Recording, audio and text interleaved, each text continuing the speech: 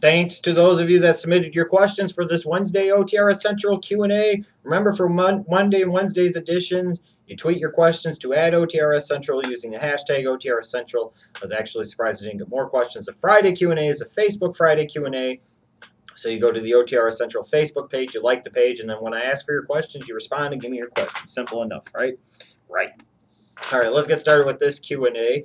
The Real MM2 asks, who will be the face of WWE 5 years from now? You're probably expecting me to say Roman Reigns, but if he's still healthy, he's still full-time with the company, it's going to be John Cena. Odds would point against it, you would think, but do they really?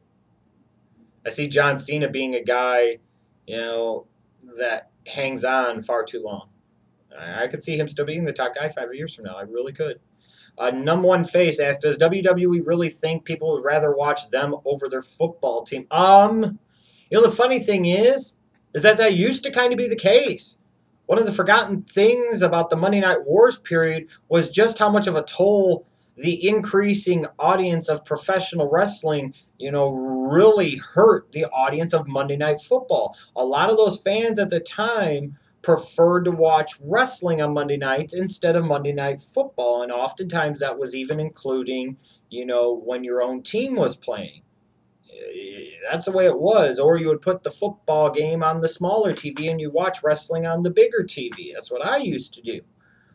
So they might still think that, even though their actions seem to suggest that they're resigned to their fate, which is sad and tragic. You might not compete with the Monday Night Football audience, where they're getting 12 to 16 million viewers on a week in, week out basis on ESPN, but you could compete harder to try and, take that 14 million number, let's say, and make it 12 million by trying to get 1 to 1.5 or 2 million people potentially watching your product additionally to what you already have. So are they crazy to think that? No. Are they crazy to think that would happen based off of what they're currently doing as a company? Yes. Yes, absolutely. Real Ziggy 23. Who is the Undertaker's greatest opponent in your mind? Well, towards the end of his career, I think he had a lot of great opponents. Shawn Michaels stands out. Batista, Edge, Randy Orton, tremendous.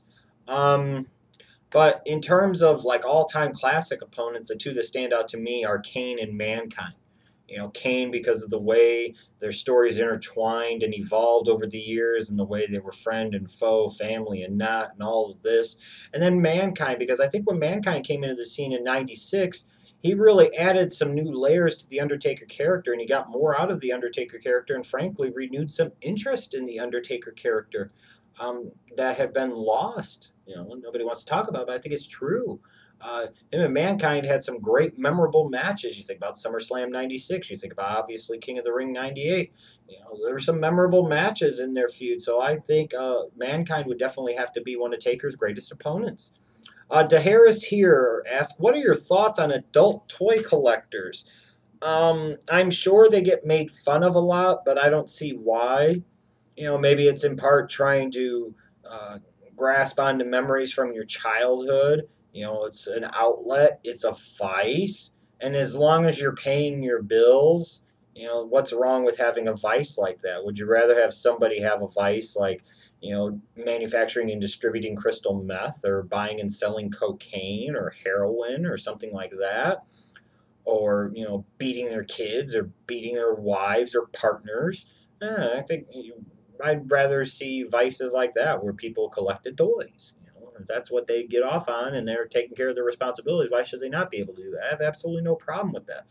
I know from my standpoint, I used to have a lot more toys, especially sports memorabilia, than I have now. A lot of it lost for different reasons, and I'll be spending a lot of effort over the next year plus trying to rebuild that collection and build it up stronger and better than it ever was. So those of you that watch my sports videos in the future, hopefully you'll see a more impressive array of sports memorabilia in the background.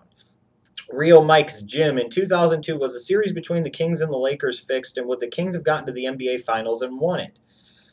I don't know if they would have won it. Surely they could have gotten to the NBA Finals that year and maybe should have. But it wouldn't have been out of the realm of possibility for them to beat, who was it that year? The Nets? Yeah, they could have beaten the Nets, I think. If you ever wanted to point to a series or a set of games or a game in particular and say, that's my proof that the NBA is totally and completely rigged and fixed, that Kings-Lakers series of 2002 is at the very top of the list. Beyond question. That's one of those things that somebody says, well, you wouldn't fix that. You couldn't control that. You couldn't rig that. You pop in some of the stuff from that Kings-Lakers series of 02 and you say, here's my counter, up your ass. There's not much that could be said, frankly. Random WWE 1043. Thoughts on the whole Imposter Kane and May 19th run back in 2006? No thoughts. I try to forget about that stuff. Could it have been anything more than it was? No, probably not. Anything involving Kane directly or indirectly, by and large, I lost interest in once he lost his mask. Remember when he unmasked and he had all that black crap on his face? What happened to that? I was just wondering. Just wondering. I'm just wondering. I'm still wondering. Madden God 45. Why do so many people hate Undertaker's biker gimmick? I feel like I'm the only one that liked it. Oh, I know for a fact you're not the only one that liked it. A lot of fans liked it. I know my girlfriend Ashley. She loved biker Taker. That's her favorite, form of Taker. I hate it because I think it's also a generational thing. And, it's when you started watching wrestling that determines it a little bit. And when you got introduced to Taker, if you got introduced to Taker during his biker gimmick, or right before his biker gimmick, and that's what you grew up watching, you'll probably have a stronger affinity for that than somebody like me who grew up with the original Deadman Undertaker. That's the Undertaker that I prefer. That's my favorite version of Undertaker. And I thought American Badass Biker Taker was just a stupid character change. I understand why it was done, and maybe in some ways it was necessary to totally retool and reinvent the character for future preservation, and in that case it worked tremendously well. But with that said, and even though I also think that it was Taker being more who Taker really is, and it came across that way, it doesn't mean that I had to like it. So you're not the only one that likes it, but again, I think it is somewhat a generational thing. War Boyus Corey, do you think RG3 could be another Sam Bradford? Yeah, because you can't be a franchise quarterback if you can't stay healthy. If you can't be relied upon to start every game and answer the bell, you cannot be a franchise quarterback. I don't care how talented you are. Now, coming out of Oklahoma in 2010, I never envisioned Sam Bradford as a franchise NFL quarterback. I even remember posting about it on Facebook back in 2010 and, posting for all to see that cared to see that if Sam Bradford ended up being the best player out of this draft 5 years from now, I'd get his name tattooed on my ass. That's how confident that I was that this guy was overrated and he was never going to be the man like the Rams envisioned. And he wasn't. And in large part, that's due to his failures to be able to stay healthy. But, fluke or not, or blame him for injuries or not, the bottom line is it hasn't happened. And RG3 is starting to look like the same thing. I thought he had more upside coming out of Baylor, but he did have an injury history. He had torn a knee ligament before. And my concerns about him heading into the 2012 draft was his frail build combined with his style of play could make him a walking injury waiting to happen. And sadly, so far, that's pretty much how it's been. Stephen Grabovik asked, how awesome would it be if Mr. Bob Backlund came back and randomly cross-faced chicken winged everyone next week on Raw?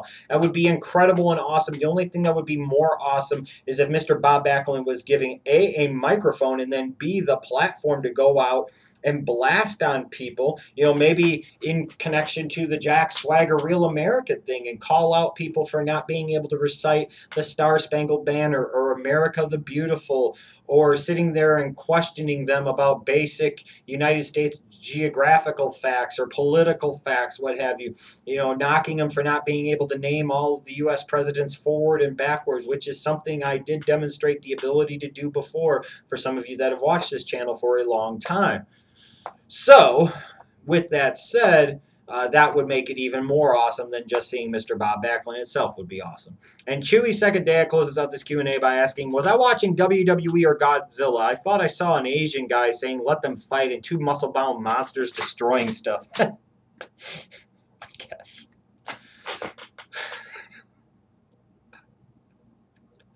If that's what you thought you saw, then that's what you saw. How about that? Thanks again to you guys that submitted your questions for this Q&A. I'll be back Friday for the Facebook Friday Q&A. I'll have some other content throughout the rest of the week, so stay tuned to OTRS Central and make sure you check out my other channel, Schleg Daddy TV, if you are an NFL fan, a sports fan in general, fantasy football player, any of those things, all types of videos on those topics on that channel.